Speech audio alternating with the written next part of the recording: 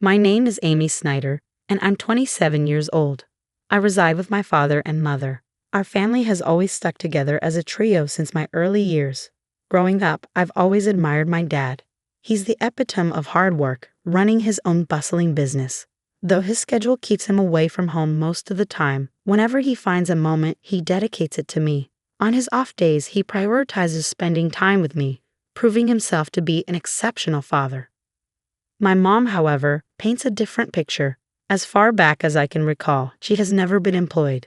While she tends to household matters, she's never lent support to my dad's business or pursued a career outside our home.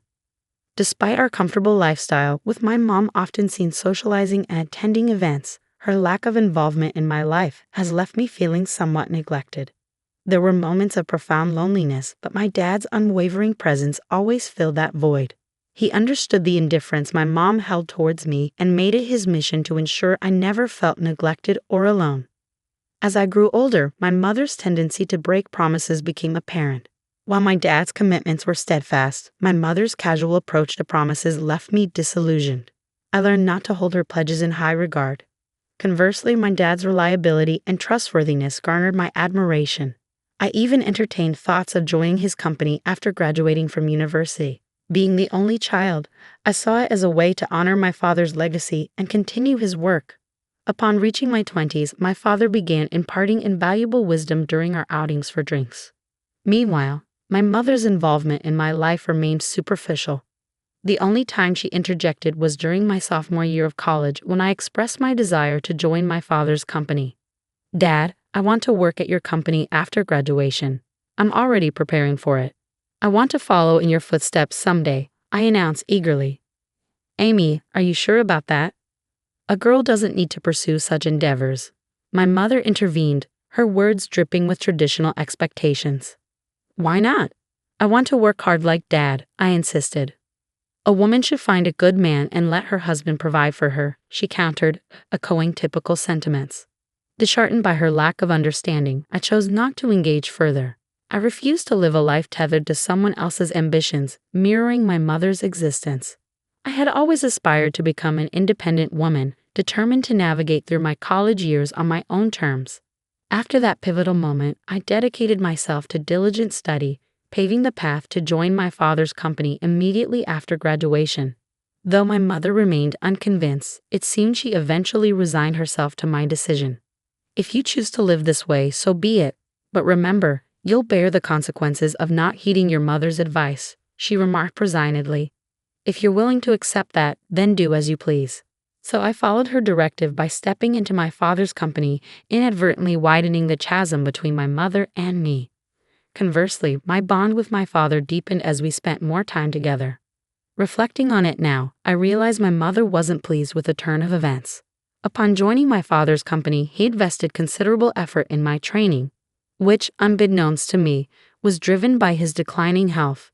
It took him nearly half a year to acquaint me with the intricacies of the job before he collapsed at our workplace, swiftly whisked away to the hospital. Over the next 5 years, he valiantly battled his illness. "Amy, how's the company faring without your dad?" my mother inquired, her concern veiled by skepticism. "It's challenging, but everyone's rallying behind me. Dad entrusted me with everything I need," I replied confidently. "Well, as long as that's the case, just ensure you don't leave the company to ruin as the second generation," she cautioned, her words tinged with apprehension. "You lack any genuine interest or affection for the company. You're merely preoccupied with others' perceptions," I retorted, disheartened by her lack of faith. During my father's illness, our disagreements were frequent. Despite his weakening state, he made sporadic visits to the company, emphasizing its significance. "These employees in this company are invaluable treasures to me, but I must relinquish my hold on them," he confessed, his voice laced with emotion. "Amy, I've witnessed your dedication over the years. I trust you to safeguard this place and everyone here. I don't know if I can emulate you, Dad, but I'll strive to uphold your legacy," I pledged solemnly. From that day forth, the mantle of leadership was bestowed upon me. With my father mostly confined to the hospital, my days were consumed with the company's affairs, leaving little time for homecomings. I prioritized visiting him regularly, carving out time amidst my busy schedule. My mother, on the other hand, fulfilled only the basic duties, such as delivering changes of clothes to him. Even that seemed to inconvenience her. I couldn't help but wonder about her feelings towards my father. Did she lack any sense of gratitude or compassion for his illness? The thought left me feeling sorry for him, recalling the sacrifices he made for me during my childhood, a time when my mother's affection remained elusive. Despite my exhaustion, I made a concerted effort to visit him as often as possible, a routine that persisted for about a year until he peacefully passed away in his sleep. Amidst the whirlwind of tasks that followed, I barely had a moment to grieve. My mother, oblivious to my emotional turmoil, expected me to handle everything from funeral arrangements to hospital paperwork. Realistically, I knew I couldn't rely on my mother, who had never ventured beyond the confines of our home. So I silently assumed responsibility for the myriad tasks.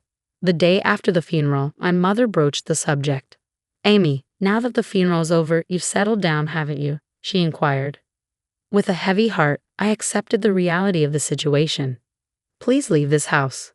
I've just inherited 200 million yen, so I have no use for you anymore." "Thank you," she declared, as though it were a mere formality. Her words stung, but I had anticipated them. Further discussion seemed futile. Did she truly believe that wealth could replace familial bonds and absolve her of responsibility? With a multitude of questions swirling in my mind, I made the decision to depart. The next day, I arranged for the sale of all belongings associated with me, leaving my mother utterly surprised at the speed of my departure. I had meticulously planned my departure, but I harbored a secret from my mother. Despite her claim of inheriting 200 million yen, my father had entrusted all financial matters to me, designating me as the sole inheritor. Not a single yen remained for my mother, a decision my father made adamantly while he was still in good health. "Your mother lacks the understanding of money management or prudent spending. I want you to provide her with monthly household expenses," he instructed me. "If she receives a lump sum, she's likely to squander it immediately. If she protests, refuse to give her a penny." Though my father's last words were spoken in jest, he handed me an SD card containing a video message addressed to my mother. While I never envisioned showing it to her, recent events suggested its necessity might arise sooner than later. After my departure, I anticipated my mother would reach out to me, but her summons came sooner than expected. "Come home immediately," she demanded over the phone. "I'm working, Mom. What's the matter?" I replied, feeling a pang of annoyance. "I just need to talk to you." "Please come quickly," she insisted. With a sigh, I reluctantly headed back to our family home, clutching the SD card in my hand. As soon as my mother laid eyes on me, she launched into accusations. "You absconded with all of your father's inheritance, didn't you? I knew something was amiss when you left so abruptly. Hand over your father's inheritance to me now," she demanded, her greed palpable. "How selfish can you be? You can't even fulfill your duties as a mother," I retorted, my frustration simmering. In response, I silently extended the SD card to her. Confused, she inspected it. "What's this?" she queried. "I suppose you don't even know how to watch this," I remarked, masking my disappointment. I retrieved my laptop, inserted the SD card, and played the video. On the screen, my father appeared, as vibrant as I remembered him. I couldn't help but wonder how my mother would react to this video letter. Silently, I exited the room, leaving her to watch it alone. I had never witnessed my mother defy my father before, but now, in the wake of his passing, would his words resonate with her? Upon returning to the room, I found my mother in tears, her emotions laid bare. I was taken aback, my mother, shedding tears over a video of my late father. I was intrigued by the contents of the video letter he had left for her, but hesitated to watch it myself. Consequently, I remained clueless about the cause of her tears. "Mom, are you okay?" I inquired, concern lacing my voice. "Yes, I'll be fine. For now, I understand. I'll adhere to your father's wishes and entrust everything to you from now on. Please, go home for today.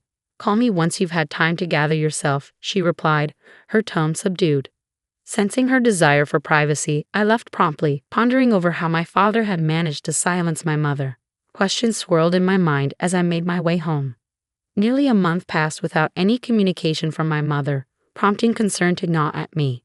During my lunch break, I decided to pay a visit to my parents' house, hoping to check on her. However, she wasn't home. That evening, I returned once more, relieved to find the lights on. Sorry for dropping in unexpectedly. I came by this afternoon, but you weren't home, so I grew concerned. I explained upon seeing her.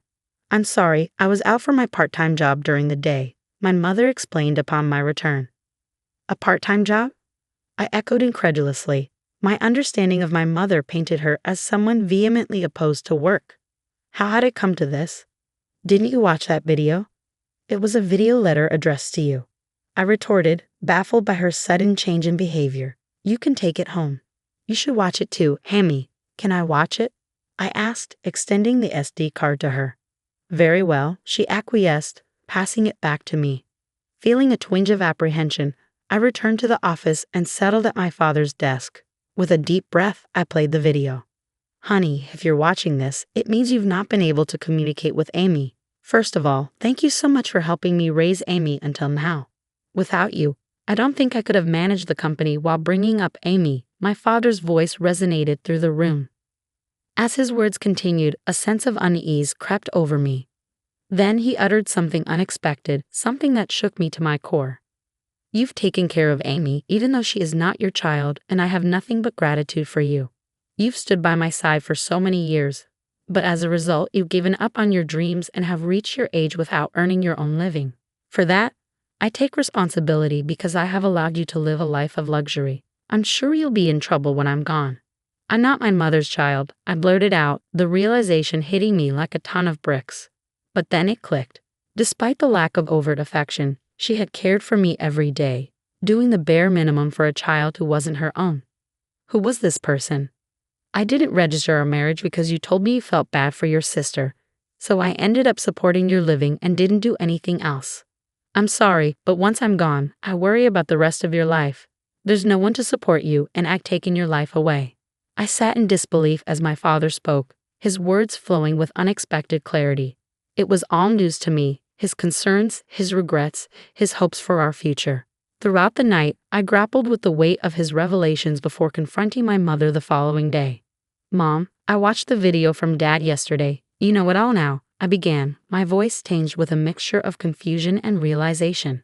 I raised you because I was asked to. That's all, she confessed, her tone heavy with the weight of untold truths. What happened to my biological mother? I pressed, seeking clarity amidst the swirling chaos of newfound information. You were the child of my sister and your father, she explained somberly. My sister died right after giving birth to you, and I promised your distressed father that I would help raise Amy. I would become your mother. With her revelation, everything fell into place, even the parts I had previously only imagined. I learned of my mother's sacrifice, how she had set aside her own dreams to fulfill her promise to my father. I recalled how my mother used to work in a diner, her vibrant spirit and dedication palpable. Her dream had been to own her own diner, yet when she chose to become my mother, she shelved that dream. However, inspired by my father's words and prompted by the memory of her deferred dream, my mother made a decision. She resolved to reclaim that dream, embarking on a journey to pursue it once more. Currently, she is undergoing training as a part-timer, determined to turn her dream of owning a diner into reality. I should have done this earlier. Working is fun and suits me. I had no idea, so it's my fault you didn't work. I'm really sorry for not knowing anything, my mother admitted, her tone filled with regret. It's not your fault, Amy. I made the decision myself. But I'm not good with children, so I couldn't handle you well. I'm the one who caused you trouble, she continued, taking responsibility for her actions. As we conversed, I realized it was the first time we had such an open dialogue. At this stage in my life, I finally felt like I had come to understand my mother a bit better. Our conversations became more frequent, leading us to a decision: to use the money left by my father to fund the opening of her shop. Once she started working, my mother became somewhat more humble. She hesitated when the topic of funds for the shop came up, a behavior that would have been unimaginable not too long ago. While maintaining my regular job, I also assisted with the opening of her diner. This brought me into frequent contact with my mother, fostering a newfound relationship between us. Regarding living expenses, she insisted on managing them with her own income, refusing to accept help from my father's inheritance. Promising that you'll tell me if you're struggling. After all, Dad trusted me to take care of you, I urged her. I'll be fine living on my own. It doesn't cost that much. But in terms of my diner's expenses, she trailed off, her determination evident. I'll be relying on you. Of course, I'm looking forward to it too, so do your best, my mother encouraged, her eyes filled with hope and anticipation. After many years, we finally became a real family, and now we are living harmoniously. She isn't my birth mother, and perhaps it was just the right time for me to learn this truth. Your diner is finally going to open tomorrow. Your dream is coming true, I remarked, filled with pride as I watched her dedication. Seeing you work so hard at that company reminded me of my own dreams when I was younger. I believe that's why I've made it this far. It's all thanks to you and your father. Thank you so much, Mom. I expressed my gratitude, feeling a deep sense of appreciation. Promise me to always be my mom, Amy, she implored, her voice filled with sincerity. From now on, let's get along even better than before. After all, we only have each other, I replied, feeling a newfound sense of closeness. Upon my father's death, the truth was revealed, and I accepted the reality of our situation. Deciding to live on with just my mother and me, I contemplated moving back to my hometown and living together with her again. I don't cook, so my mother is concerned about my poor diet and is supportive of me coming back, I explained, feeling touched by her care. My father would probably be surprised that we're getting along so well. His house, company, and inheritance that he left behind. I'll protect them at all costs while continuing to get along with my mother in order to become a real family, I vowed, determined to honor my father's legacy.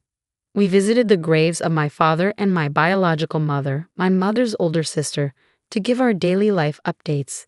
After going through the process of adoption, I finally became registered as my mother's daughter, forging a bond that transcended bloodlines.